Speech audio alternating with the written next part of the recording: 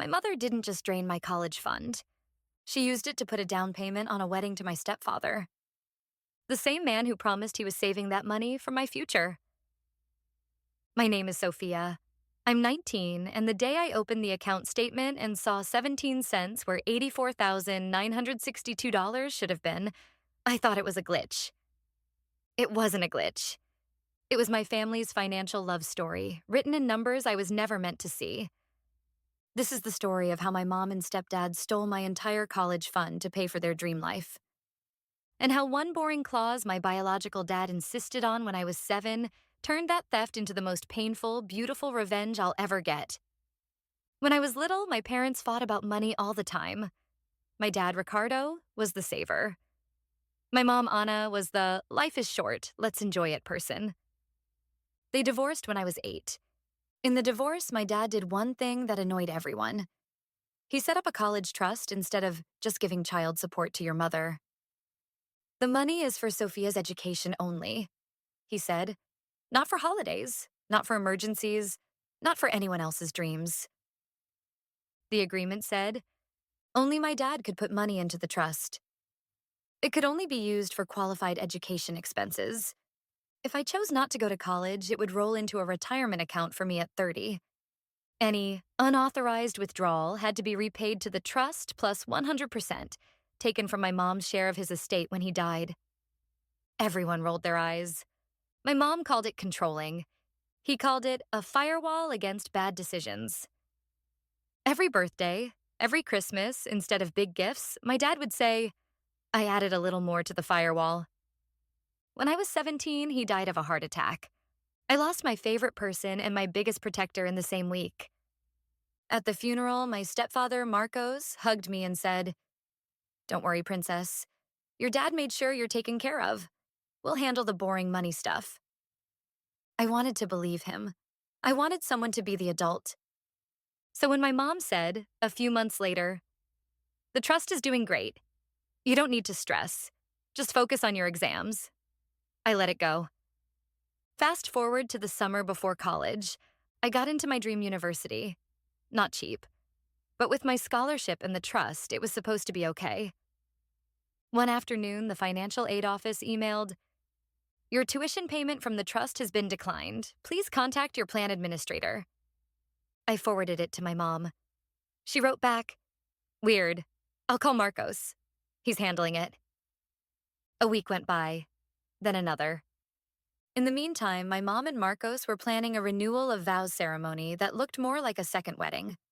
Beach venue, designer dress, live band. Dad would want us to celebrate life, my mom said, trying on a dress that cost more than my first car. Something in me finally snapped. I called the trust company myself. After 20 minutes of security questions, a calm voice said, We can't disclose details directly to you. You're still a minor on record, but we can mail the latest statement to the home address on file. Please do, I said. 3 days later, I stood in the kitchen with an envelope and shaking hands. Balance, $0.17. Last year's balance, $84,962.43. Recent activity. Withdrawal, $40,000. Authorized by custodial parent. Withdrawal, $30,000. Authorized by custodial parent. Withdrawal, $14,000. Authorized by custodial parent. Fees and penalties. The dates matched the new SUV my mom won in a promotion. The trip to Cancun for her and Marcos's healing vacation. Deposits to a wedding planner. I took photos of everything. When they came home that night, laughing and carrying shopping bags, I was waiting at the table. How was the healing? I asked. My mom froze. What's that tone? I slid the statement across the table. The tone of someone whose college fund bought your car, I said. She went white. Marcos tried to grab the paper. I pulled it back. You had no right, I said. This is illegal. It's our money, she snapped. Your father should have trusted me instead of locking it in some stupid fund. You're still going to college.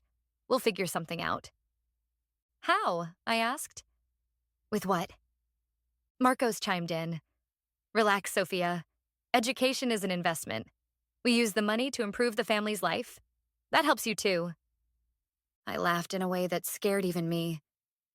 You used it to improve your Instagram, I said. The only investment you made was in your wedding photos. They kept insisting it was temporary, that they'd put it back. So I pulled out my final card. I spoke to Dad's lawyer. I lied. I hadn't. Yet. He reminded me of the clause. Any unauthorized withdrawals must be repaid double. From your share of Dad's estate. My mom blinked. What clause? The firewall, I said. The one you called controlling. The trust company has flagged the account. They're required to report misuse. You didn't just steal from me. Legally, you stole from him. Silence. The next morning, I did call my dad's lawyer. She was furious on my behalf. That trust was bulletproof on purpose, she said. If they accessed it, they either lied or the company made a mistake. Either way, we can fix this, but it's not going to be pretty. She filed complaints. The trust company launched an investigation. It turned out the custodial parent authorization was real, but they'd failed to verify that the expenses were educational. The penalties kicked in. Instead of quietly disappearing, the withdrawals became a debt.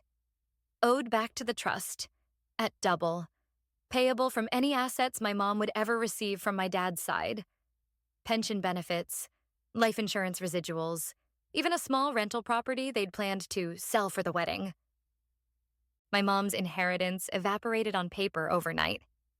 The SUV was repossessed when Marcos couldn't keep up with the payments. The beach wedding turned into a cheap backyard barbecue. You ruined us, she cried. No, I said. You chose to spend my future. Dad chose to protect it. I'm just letting his plan work.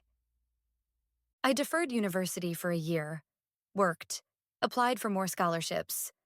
My dad's lawyer helped me restructure the trust so that future contributions from his old employer's survivor benefits would go straight to the college, bypassing my mother completely. I'm recording this from a tiny dorm room, not a fancy apartment. I have 2 roommates. I work nights in the campus library. The college fund isn't what it was, but it exists, because my dad's boring paranoia beat my mom's impulsive selfishness. Here's what I learned from all of this. Family money only exists if everyone agrees on what for the family means. A clause you roll your eyes at today might save you a lifetime of payments tomorrow. And love without financial boundaries isn't love. It's credit. My mother emptied my college fund for her dream life. My father's firewall made sure she paid for it twice.